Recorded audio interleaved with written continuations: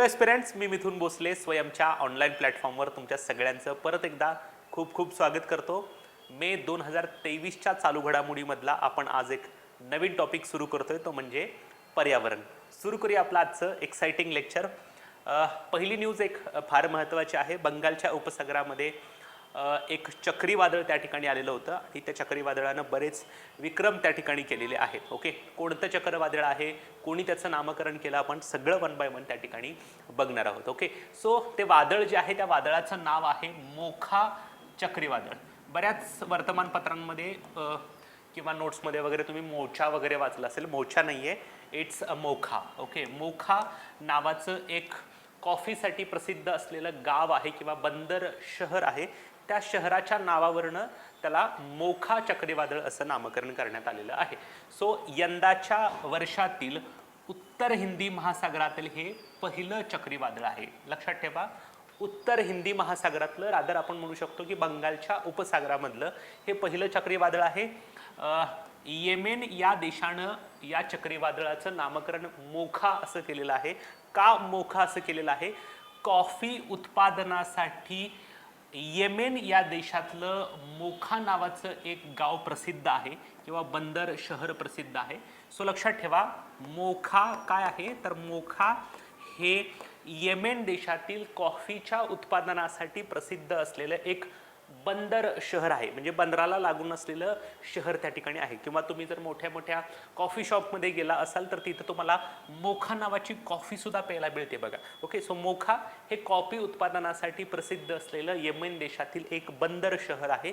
त्या शहराच्या नावावरून या वादळाचं नामकरण मोखा चक्रीवादळ असं करण्यात आलेलं आहे. बंगालच्या उपसागरामध्ये 10 मे 2023ला या चक्रीवादळाची निर्मिती झाली. प्रत्येक चक्रीवादळाचा वेग किती आहे त्यानुसार ते चक्रीवादळ एका विशिष्ट श्रेणीमध्ये टाकलं जातं. या चक्रीवादळाची श्रेणी आहे अत्यंत तीव्र चक्रीवादळ, म्हणजे एक्स्ट्रीमली सिव्हिअर सायक्लॉनिक स्टॉर्म. 1982 नंतर आलेलं तिसरं सर्वात शक्तिशाली चक्रीवादळ आहे. त्यामुळे आयोग तुम्हाला प्रश्न विचारू शकतं, कारण हे 1982 नंतरचं तिसरं सर्वात शक्तिशाली चक्रीवादळ आहे. त्याचा वेग जर तुम्ही बघितला, मॅक्सिमम वेग किती होता तर 220 किलोमीटर प्रति तास. याच वेगामुळं त्याला एक्स्ट्रीमली सिव्हिअर कॅटेगरीमध्ये टाकण्यात आलं होतं. याच्यामुळं 3 देश जास्त प्रभावित झाले: भारत, बांगलादेश, म्यानमार. त्यातल्या त्यात म्यानमार जास्त प्रभावित त्या ठिकाणी झालेला आहे. ओके, हे तुम्हाला माहीत आहे का? भारत वेगवेगळ्या देशांमध्ये अशा काही आपत्ती निर्माण होतात तेव्हा त्या ठिकाणी विविध ऑपरेशन त्या ठिकाणी राबवत असतं. फॉर एक्झाम्पल ऑपरेशन दोस्त राबवलं जेव्हा तुर्की आणि सिरियामध्ये भूकंप झाला. ओके, नंतर त्या ठिकाणी ऑपरेशन गंगा त्या ठिकाणी राबवण्यात आलं होतं जेव्हा युक्रेनमध्ये काही भारतीय अडकून राहिले होते. सेम तशाच प्रकारे म्यानमारमुळं तिथं प्रभावित झालेल्या लोकांना मदत करण्यासाठी भारत सरकारनं ऑपरेशन करुणा राबवलं होतं. सो लक्षात ठेवा, ऑपरेशन करुणा कशाशी संबंधित आहे तर म्यानमारमध्ये मोखा चक्रीवादळामुळं प्रभावित झालेल्यांना मदत करणे. सो लक्षात ठेवा, करुणा, म्यानमार आणि मोखा चक्रीवादळ हे तुम्हाला त्यातले कीवर्ड्स लक्षात ठेवायचे आहेत. ओके, येस, आलं लक्षात सगळ्यांना? सो मोखा चक्रीवादळाच्या निमित्तानं मी तुम्हाला हे पण त्या ठिकाणी सांगितलेलं आहे. ओके, जर तुम्हाला या सगळ्या व्हिडिओच्या PDF स्वरूपात नोट्स हव्या असतील तर आमचं मिथुन भोसले स्वयं नावाचं एक ॲप आहे. ते ॲप तुम्ही डाउनलोड करू शकता आणि ॲप डाउनलोड केल्यानंतर तुम्हाला हव्या असलेल्या महिन्याच्या PDF तुम्ही डाउनलोड करू शकता. जसं आपला ह्या मे महिन्याच्या आपण चालू घडामोडी बघतोय, तसं जानेवारी, फेब्रुवारी, मार्च, एप्रिल महिन्याच्या पण आपण व्हिडिओ प्लस PDF उपलब्ध केलेला आहे. ज्याच्यामध्ये तुम्हाला PDF घेतल्यानंतर समोर स्क्रीनवर ज्या PPT दिसतात त्याचं एक्झॅक्टली मिरर इमेजिंग तुम्हाला नोट्समध्ये असणार आहे, जेणेकरून तुमचा अभ्यास आणखीन सोयीस्कर होणार आहे. तुम्हाला नोट्स काढण्याची आवश्यकता नाही. सो जर तुम्ही यूट्यूबवर आमचा व्हिडिओ पाहत असाल तर तुमच्यासाठी एक सूचना आहे की नोट्स काढत बसू नका. रेडीमेड नोट्स काढून दिलेले आहेत, फक्त त्याची तुम्हाला प्रिंट काढायची आहे. आम्ही आमच्या ॲपमध्ये तुम्हाला जे काही नोट्स PDF स्वरूपात दिलेले आहेत ते तुम्ही डिव्हाइसमध्ये स्टोअर पण करू शकता आणि प्लस त्याची PDF पण काढू शकता. सो जर तुम्हाला तुमचा अभ्यास आणखीन चांगला करायचा असेल तर मिथुन भोसले स्वयं नावाचा ॲप डाउनलोड करा आणि त्याच्यामध्ये तुम्हाला हवे असलेल्या PDF नाममात्र शुल्कामध्ये म्हणजे 21 रुपयामध्ये तुम्ही डाउनलोड करू शकता. Okay, yes. आता एक महत्त्वाची गोष्ट ती म्हणजे 1952 मध्ये भारतातून एक महत्त्वाचा प्राणी नामशेष झाला, त्याचं नाव आहे चित्ता. या चित्त्याचा स्थलांतरणाचा प्रकल्प म्हणजेच प्रोजेक्ट चित्ता आपण राबवला आणि भारतामध्ये परत एकदा 70 वर्षानंतर चित्ता रिइंट्रोड्यूस केला. आणि या चित्त्यांना जेव्हा आपण नामिबियातून आणि दक्षिण आफ्रिकेतून आणलं त्याच्यानंतर चित्त्यांचा मृत्यूचं सत्र त्या ठिकाणी सुरू झालेलं आहे. ओके, बरेच कारणं त्या ठिकाणी आहेत आणि चित्त्यांना त्या ठिकाणी जो काही अधिवास आहे त्या अधिवासावरून थोडा वाद त्या ठिकाणी निर्माण झाला होता. कारण बेसिकली जी काही कमिटी स्थापन केलेली होती त्या कमिटीने सांगितलं होतं की चित्त्यांसाठी जे सध्याला राखीव असलेलं ठिकाण आहे ते म्हणजे कुनो पालपूर राष्ट्रीय उद्यान, ते त्यांच्यासाठी चांगलं नाही आहे. सो त्याच्याऐवजी राजस्थानमधलं रामगड विषधारी जी आहे तिथं तुम्ही त्या ठिकाणी त्यांना पाठवा असं त्यांनी म्हटलं होतं. परंतु सध्याला सगळे चित्ते जे आहेत ते कुनो नॅशनल पार्कमध्ये आहेत आणि इथं चित्त्यांचा मृत्यू त्या ठिकाणी होत आहे. सो कुनो म्हणजे काय तर कुनो नॅशनल पार्क आहे ज्याच्यामध्ये चित्ते ठेवण्यात आलेले आहे, जे मध्य प्रदेशमध्ये आहे. तिथं 3ऱ्या चित्त्याचा मृत्यू त्या ठिकाणी झालेला आहे. याच्यापूर्वी 2 चित्ते त्या ठिकाणी मृत्यू पावले होते. एक आहे साशा, जी नामिबियातून आणलेली मादी चित्ता होती. 27 मार्च 2023 मध्ये तिचा मृत्यू झाला.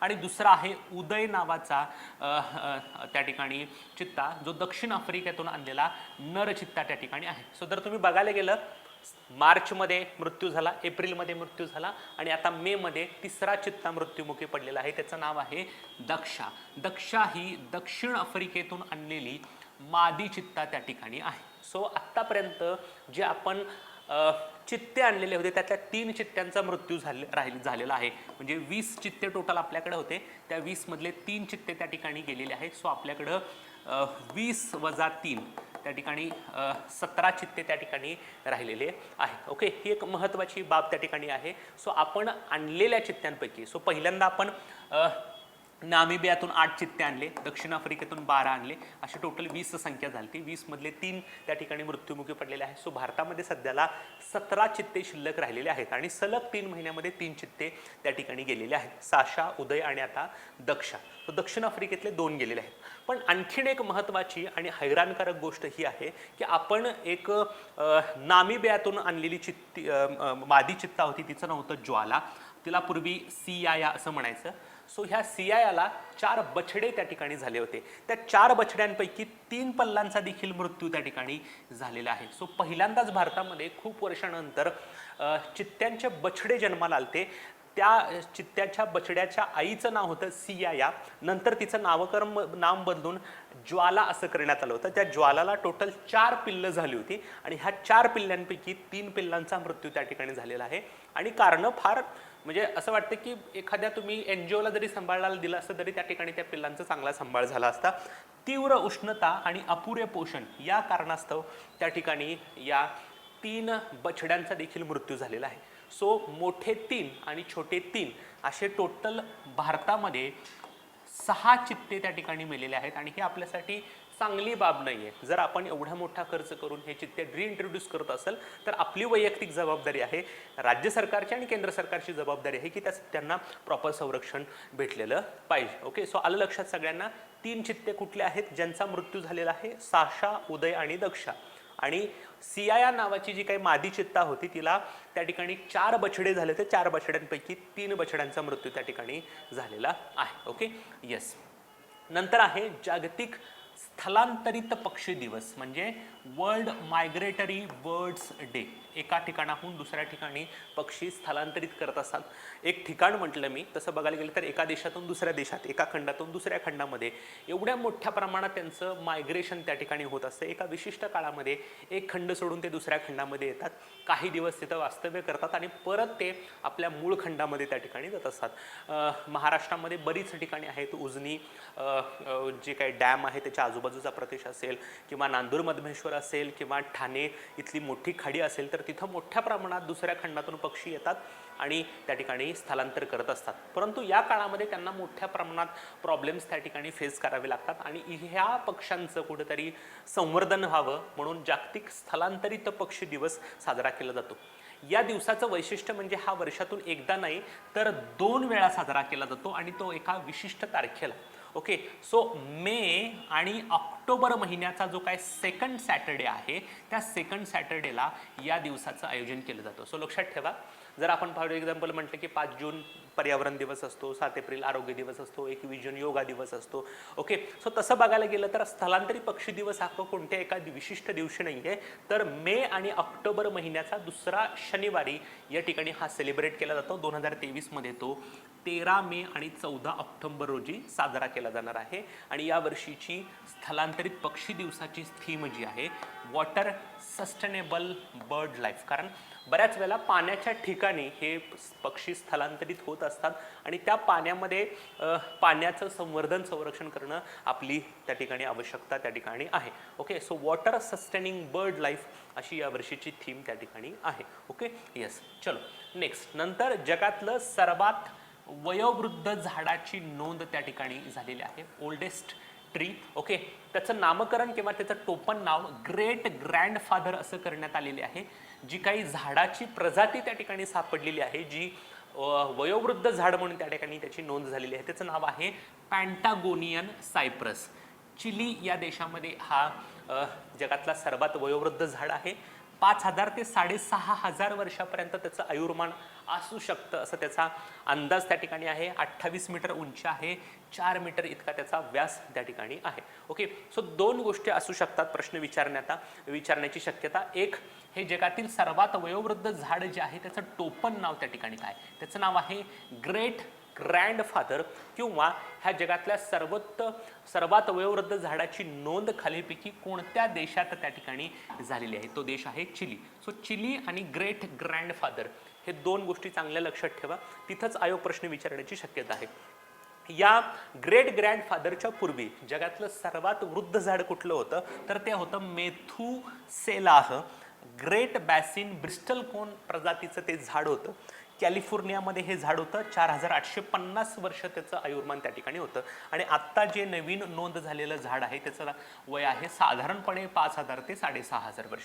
ओके, सो वयोमान लक्षात ठेवण्याची काही आवश्यकता नाही आहे आयोग, कारण हे फार अंदाजित आकडेवारी असतात, याची एक्झॅक्टली आकडेवारी तुम्हाला कुठं सापडणार नाही. त्यामुळे 2 गोष्टी लक्षात ठेवा, वयोवृद्ध झाड, ग्रेट ग्रँडफादर आणि चिली. Okay, yes. नंतर मेरी लाईफ मेरा स्वच्छ शहर नावाचं एक इनिशिएटिव्ह त्या ठिकाणी सुरू केलेलं आहे. इथं सगळ्यात महत्त्वाची गोष्ट ही आहे की आपण पर्यावरणाच्या बाबतीमध्ये मेरी लाईफ मेरा स्वच्छ शहर अशी नावाची मोहीम बघतोय, परंतु लक्षात ठेवा इथं तुम्हाला हा जो उपक्रम आहे किंवा ही जी मोहीम आहे ती कोणत्या केंद्रीय मंत्रालयाने सुरू केलेली आहे असा प्रश्न विचारला जाऊ शकतो. त्यामुळे पहिलाच ऑप्शन तुम्हाला केंद्रीय पर्यावरण, वन आणि हवामान बदल मंत्रालय असू शकतो. पण लक्षात ठेवा हा जो उपक्रम आहे मेरी लाईफ मेरा स्वच्छ शहर उपक्रम, तो एका विशिष्ट मंत्रालयाचा आहे. त्या मंत्रालयाचं नाव आहे केंद्रीय गृहनिर्माण आणि शहरी व्यवहार मंत्रालय. Central housing and urban affairs ministry जी आहे त्यांचा हा उपक्रम आहे. त्यामुळे सगळ्यात महत्त्वाचं लक्षात तुम्हाला हेच त्या ठिकाणी ठेवायचं आहे. केंद्रीय मंत्री हरदीप सिंग पुरी जे आहेत त्यांनी या मोहिमेचं आवाहन केलं, जे स्वतः याच मंत्रालयाचे मंत्री त्या ठिकाणी आहे. याचा उद्देश काय बघा, मेरी लाईफ मेरा स्वच्छ शहर, याचा उद्देश तुम्हाला त्या ठिकाणी आयोग प्रश्न विचारू शकतं. काय आहे उद्देश, तर बऱ्याच वेळेला आपल्या घरामध्ये वेगवेगळा कचरा त्या ठिकाणी बाहेर पडत असतो. बऱ्याच वेळेला आपले जुनी पुस्तकं असतात, शूज असतात, इलेक्ट्रॉनिक गुड्स असतात, याच्या माध्यमातून बऱ्याच वेळेला कचरा असतो आणि ह्या कचऱ्याचं रिसायकल करून त्याच्यातून काहीतरी वस्तू निर्माण केल्या जाऊ शकतात. यासाठी प्रत्येक जिल्ह्याच्या ठिकाणी अशा प्रकारची केंद्रे स्थापन केली जाणार आहेत, जी काही कचरा आहे त्या कचऱ्यावर रिसायकल करून त्या ठिकाणी नवीन उत्पादनं बनवली जातील. सो या ठिकाणी तुम्हाला जाऊन काय करायचं आहे, तर तुमची नैतिक जबाबदारी आहे तुमचं स्वच्छ शहर ठेवणं, शहर स्वच्छ ठेवणं. म्हणून तुमच्या घरामध्ये जो काही कचरा आहे, कचरा म्हणजे घरात आपलं वेस्टेज येतं ते म्हणत नाही आपण, फॉर एक्झाम्पल किचन वेस्ट वगैरे ते म्हणत नाही आपण, जे काही सॉलिड वेस्ट आपण म्हणू शकतो की फॉर एक्झाम्पल प्लास्टिक असेल, जुनी पुस्तकं असतील, कपडे असतील, शूज असतील, खेळणी असतील, हे तुम्ही त्या केंद्रावर द्यायचं. त्या केंद्रावर रिसायकल केलं जाईल आणि त्याच्या माध्यमातून नवीन उत्पादनं बनवली जातील. सो कचऱ्याचे संपत्तीत रूपांतर करण्यासाठी शहरांना रिड्यूस, रियूज आणि रिसायकल केंद्रे स्थापन करण्यासाठी त्या ठिकाणी प्रोत्साहन दिलं जाणार आहे. प्रत्येक ठिकाणी अशा प्रकारची केंद्रे बनवली जातील शहरांच्या ठिकाणी आणि या ठिकाणी कपडे, शूज, जुनी पुस्तके, खेळणी, पुनर्वापर किंवा पुनर्वापरासाठी वापरलेलं प्लास्टिक त्या ठिकाणी तुम्ही घेऊ शकता. ओके, सो बेसिकली तुम्हाला लक्षात ठेवताना या ठिकाणी हे जास्त महत्त्वाचं आहे. मेरी लाईफ मेरा स्वच्छ शहर नावाचा उपक्रम कोणत्या मंत्रालयाचा आहे? केंद्रीय गृहनिर्माण आणि शहरी व्यवहार मंत्रालय. Okay, yes. नंतर आपण संक्षिप्त घडामोडीमध्ये बघूयात. ह्या महत्त्वाच्या आपल्या चालू घडामोडी झाल्या. आता आपण संक्षिप्त घडामोडीमध्ये जाऊयात. 22 मे हा जागतिक जैवविविधता दिवस, वर्ल्ड बायोडायव्हर्सिटी डे म्हणून सेलिब्रेट केला जातो. From agreement to action, build back biodiversity अशी त्या ठिकाणी त्याची 2023ची थीम आहे. ओके, सो आलं लक्षात सगळ्यांना? फ्रॉम ॲग्रीमेंट टू ॲक्शन असं त्या ठिकाणी लक्षात ठेवा. सो 22 मे तुम्हाला वर्ल्ड ग्लोबल बायोडायव्हर्सिटी डे माहीत असेल. ओके, नंतर सलग दुसऱ्यांदा म्हणजे 2021 साठी आणि 2022 साठी tree city of the world नावाचा बहुमान मिळालेले भारतातील शहर मुंबई. मागच्या वर्षी याच्यावरती प्रश्न विचारलेला होता. मागच्या वर्षी मुंबई आणि हैदराबाद या दोन शहरांना अशा प्रकारे tree city of the world असा बहुमान मिळाला होता. यावर्षी मुंबईला परत एकदा अवॉर्ड मिळालेला आहे. त्यामुळं 21 आणि 22 या 2 वर्षासाठी जागतिक वृक्षनगरी म्हणजे tree city of the world म्हणून भारतातल्या मुंबई शहराला तसा बहुमान मिळालेला आहे. नंतर तरुणांच्या सक्षमतेला आणि हवामान बदलाचा सामना करताना तरुणांच्या सहभागाला प्रोत्साहन देण्यासाठी केंद्र सरकारने एक मोबाईल ॲप्लिकेशन सुरू केलेलं आहे. त्याचं नाव आहे मेरी लाईफ. कशा प्रकारे तरुण हवामान बदलासाठी कॉन्ट्रीब्यूट करू शकतात आणि त्यांचं रोल हा फार महत्त्वाचा आहे म्हणून त्यांनी मेरी लाईफ नावाचं एक मोबाईल ॲप्लिकेशन सुरू केलेलं आहे. केंद्रीय बंदरे, शिपिंग आणि जलमार्ग मंत्रालयानं 0 कार्बन इमिशनचं ध्येय साध्य करण्यासाठी हरितवर्धन मार्गदर्शक तत्वे रिलीज केलेली आहे. त्याला हरित सागर असं नाव त्या ठिकाणी देण्यात आलेलं आहे. सो बेसिकली 0 कार्बन इमिशनचं उद्दिष्ट हे केंद्र सरकारनं 2070 पर्यंत ठेवलं आहे आणि हा 2070 पर्यंत प्रत्येक मंत्रालयाला काही जबाबदारी देण्यात आलेली आहे. सो केंद्रीय बंदरे, शिपिंग आणि जलमार्ग मंत्रालयानं हे जे काही 2070 पर्यंत 0 कार्बन उत्सर्जनाचं ध्येय ठेवलेलं आहे ते गाठण्यासाठी हरित बंदर, ग्रीन जी काही आपण बंदरं आहेत ती बंदरं त्या ठिकाणी साध्य व्हावीत म्हणून त्या ठिकाणी डायरेक्टिव्ह प्रिन्सिपल्स त्या ठिकाणी रिलीज केलं. त्याचं नाव आहे हरित सागर. ओके, नंतर आहे बघा International Union for Conservation of Nature, जी IUCN नावाची संस्था आहे ती रेड लिस्ट डिक्लेअर करत असते.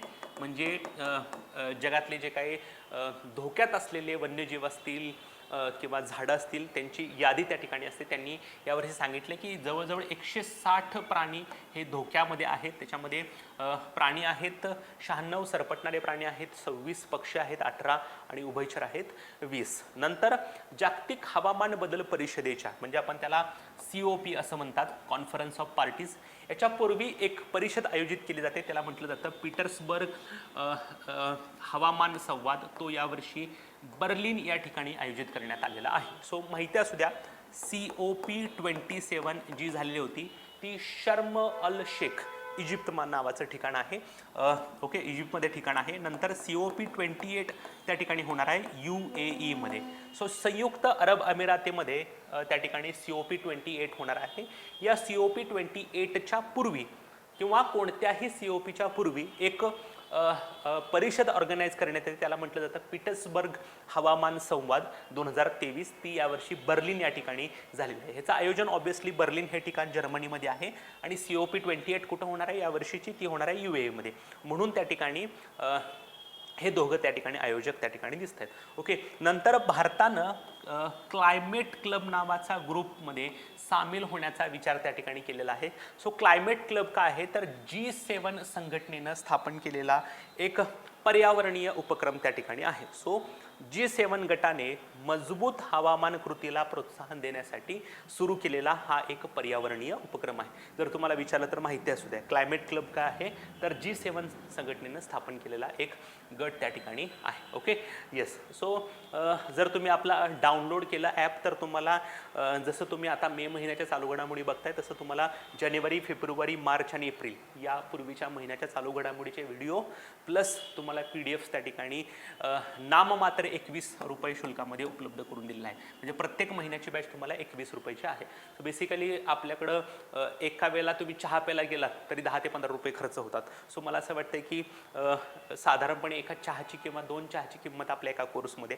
आणि साधी गोष्ट आहे की बरीच लोक नॉलेजसाठी पैसे खर्च करायला थोडंफार त्या ठिकाणी कचरतात. सो मला असं म्हणायचं की 21 रुपयामध्ये आम्ही तुम्हाला फार क्वालिटी डाटा त्या ठिकाणी देतोय. सो आवर्जून तुम्ही जर मे महिन्याचीच फक्त बॅच जॉईन केली असेल तर तुम्ही बाकीच्या महिन्याच्या पण बॅच जॉईन करू शकता, ज्याच्यामध्ये आम्ही त्या महिन्याच्या चालू घडामोडीचा संदर्भपूर्ण आढावा घेतलेला आहे, जेणेकरून तुम्हाला भविष्यातल्या परीक्षांमध्ये याचा नक्कीच फायदा होऊ शकतो. Okay, yes. नंतर अमेरिकेमध्ये आयोजित सोलार डिकॅथलॉन बिल्ड चॅलेंजमध्ये भारतातल्या एका संघाला दुसरं स्थान मिळालेलं आहे. त्याचं नाव आहे शून्य. हा IIT मुंबईमधला एक संघ त्या ठिकाणी आहे. So solar Decathlon build challenge म्हणजे काय, तर भविष्य हे सोलार ऊर्जेचं असणार आहे. त्याच्यामध्ये जे काही नवीन तंत्रज्ञानासाठी काही तुम्ही काही तंत्रज्ञान वगैरे शोधून काढलं असेल तर त्यासाठी ही स्पर्धा त्या ठिकाणी होती. त्याच्यामध्ये शून्य या IIT मुंबईच्या संघाला दुसरं स्थान मिळालेलं आहे. नंतर 10 वर्षानंतर कालेसर नावाचं एक हरियाणामधलं राष्ट्रीय उद्यान आहे, तिथं वाघ त्या ठिकाणी दिसलेला आहे. कचऱ्यापासून बायोडिझेल तयार करणारा प्रकल्प अयोध्या या ठिकाणी उभा करण्यात येणार आहे. बेल्जियममधली विटो नावाची एक कंपनी आहे जो अशा प्रकारचा बायोडिझेल प्रकल्प त्या ठिकाणी करणार आहे. सो एवढंच लक्षात ठेवा, बायोडिझेल आणि अयोध्या कीवर्ड्समध्ये तुम्हाला हेच लक्षात ठेवायचं आहे. रादर अंडरलाईन पण अशाच पद्धतीनं करत जा. ओके. नंतर 23 मे हा जागतिक कासव दिवस म्हणून त्या ठिकाणी साजरा केला जातो. नंतर शाश्वत जमीन व्यवस्थापन उत्कृष्टता केंद्र जे आहे ते भारतीय वनीकरण संशोधन आणि शिक्षण परिषद नावाची संस्था जी डेहराडून या ठिकाणी आहे, तिथं अशा प्रकारे शाश्वत जमीन व्यवस्थापन उत्कृष्टता केंद्र त्या ठिकाणी स्थापन केलं जाणार आहे. मे 2023 मध्ये एका ज्वालामुखीचा उद्रेक झालेला आहे, त्याचं नाव आहे माउंट एटना, जो त्या ठिकाणी इटली या देशामध्ये त्या ठिकाणी आहे. सो प्रश्न विचारला जाऊ शकतो की माउंट एटना नावाचा जो ज्वालामुखीचा उद्रेक झाला तो खालीपैकी कोणत्या देशात आहे, तो इटली या देशात त्या ठिकाणी आहे. ओके. नंतर बरेच राज्य त्या ठिकाणी ग्रीन हायड्रोजनसाठी इनिशिएटिव्ह करत आहेत. ओके. सो ग्रीन हायड्रोजन धोरण तयार करत असलेलं भारतातलं राज्य आहे Himachal Pradesh. So Himachal Pradesh green hydrogen धोरण तयार करत आहे. ग्रीन हायड्रोजन काय असतं, सो बेसिकली पाण्याचं जर तुम्ही इलेक्ट्रोलायसिस केलं तर त्या ठिकाणी तुम्हाला हायड्रोजन वायू बाहेर पडतो. हायड्रोजन हा भविष्यामध्ये इंधनाचा स्रोत असू शकतो. ओके. सो पाण्याचं विद्युत अपघटन केल्यानंतर हायड्रोजन वायू भेटतो, परंतु पाण्याचं विद्युत अपघटन करण्यासाठी लागणारी ऊर्जा जर तुम्ही अपारंपरिक ऊर्जा स्वतःपासून मिळवली असेल तर तयार होणारा हायड्रोजन हा ग्रीन हायड्रोजन असतो. ओके. सो ग्रीन हायड्रोजन तयार करणाऱ्या राज्य आहे हिमाचल प्रदेश. नंतर जिनिवा इथं येथील अंतर्गत व्यवस्थापन देखरेख केंद्र आहे. सो एक केंद्र आहे, त्याचं नाव आहे अंतर्गत विस्थापन देखरेख केंद्र, जे जिनिवा इथं आहे. त्यांनी त्या ठिकाणी एक अहवाल तयार केला आहे. त्या अहवालानुसार 2022 मध्ये नैसर्गिक आपत्ती त्यातल्या त्यात गंभीर पूर आणि चक्रीवादळामुळं भारतामध्ये देशांतर्गत विस्थापित झालेल्या नागरिकांची संख्या आहे 2.5 दशलक्ष. भारतामध्ये 2022 मध्ये केवळ नैसर्गिक आपत्तीमुळं देशांतर्गत 2.5 दशलक्ष लोक एका ठिकाणी येऊन दुसऱ्या ठिकाणी विस्थापित झालेले आहेत असा त्यांचा अहवाल सांगतोय. नंतर युनायटेड नेशन एन्व्हायरमेंट प्रोग्राम, याला आपण UNEP म्हणतो, या संस्थेनं एक अहवाल तयार केलेला आहे, त्याचं नाव आहे turning off the tap. So लक्षात ठेवा, टर्निंग ऑफ द टॅप हा युनायटेड नेशन एन्व्हायरमेंट प्रोग्राम त्या ठिकाणी नावाची संस्था आहे, त्यांनी हा तयार केलेला आहे, ज्याच्यामध्ये प्लास्टिक पोल्युशन आपण कशा प्रकारे थांबवू शकतो त्याच्या संदर्भात हा अहवाल त्या ठिकाणी आहे. ओके. नंतर आहे आर्किओप्टेरस एंजेनिसिस नावाचा एक सागरी विंचू आहे. त्या सागरी विंचूचं सर्वात जुनं जीवाश्म चीन या देशामध्ये त्या ठिकाणी सापडलेलं आहे. अंटार्क्टिका खंडातील परिसंस्था बदलण्यासाठी एक कीटक कारणीभूत ठरलेलं आहे, त्याचं नाव आहे इरेटमोप्टेरा मर्फी नावाचा एक कीटक आहे, ज्याच्यामुळं अंटार्क्टिका खंडातील परिस्थितीला थोडा त्या ठिकाणी धोका त्या ठिकाणी निर्माण झालेला आहे. ओके. सो आता नेहमीप्रमाणे आपण क्विक रिव्हिजनकडे येऊयात. क्विक रिव्हिजन आपल्यासाठी फार महत्त्वाचे आहे. ओके. कुणीही ही क्विक रिव्हिजन स्किप करत जाऊ नका.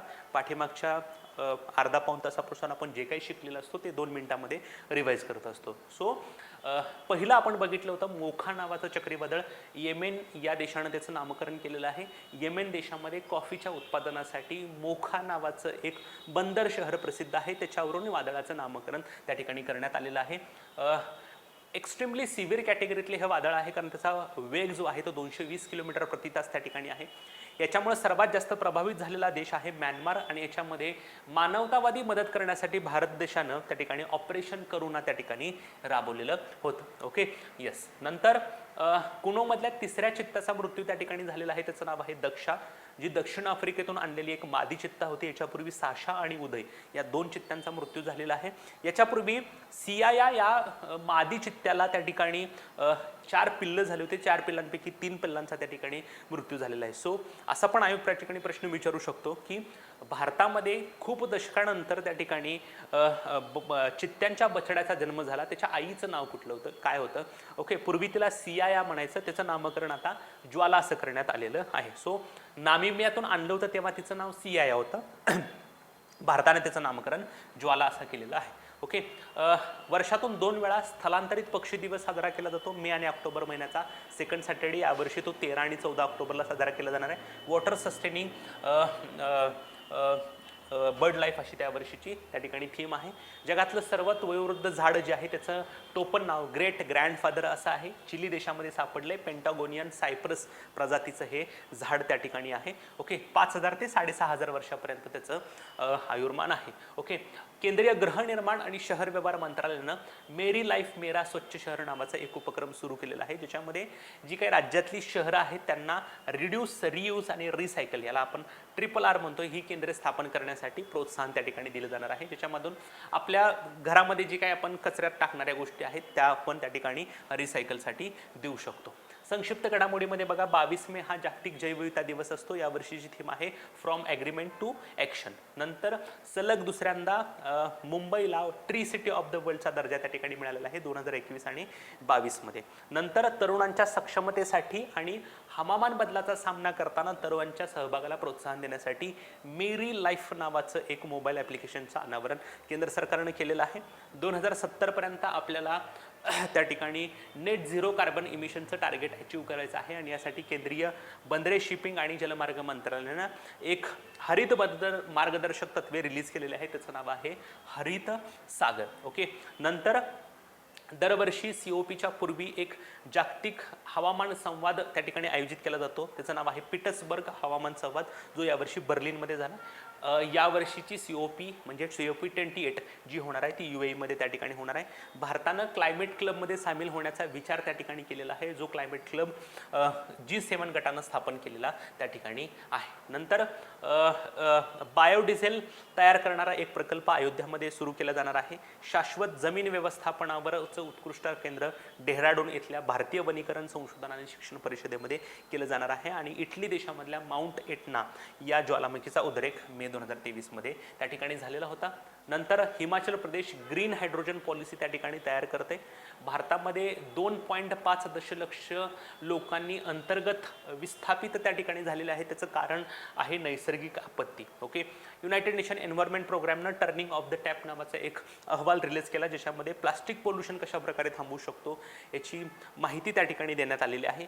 आर्किओप्टेरा अंजेनेसिस नावाच्या सागरी विंचूचं सर्वात जुनं जीवाश्म चीन देशामध्ये सापडले आणि अंटार्क्टिकाची जी काही परिसंस्था आहे ती बदलण्यासाठी एरेटमोप्टेरा मर्फी नावाचा कीटक त्या ठिकाणी कारणीभूत झालेला आहे. ओके, सो आजच्यासाठी आपण इथंच थांबतोय मित्रांनो. परत भेटूयात नवीन चालू घडामोडी आणि नवीन संकल्पनासहित. धन्यवाद.